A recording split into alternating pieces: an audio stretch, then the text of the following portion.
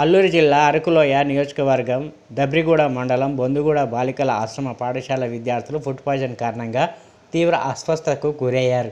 కలుషిత ఆహారం తిని దాదాపు 50 మంది విద్యార్థినులు తీవ్ర అస్వస్థతకు గురయ్యారు.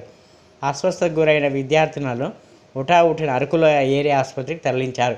బాలికలు ప్రస్తుతం అరకులోయ ఏరియా ప్రభుత్వ ఆసుపత్రిలో చికిత్స పొందుతున్నారు. కొంతమంది విద్యార్థులకు హాస్టల్లో వైద్య సేవలు అందిస్తున్నారు.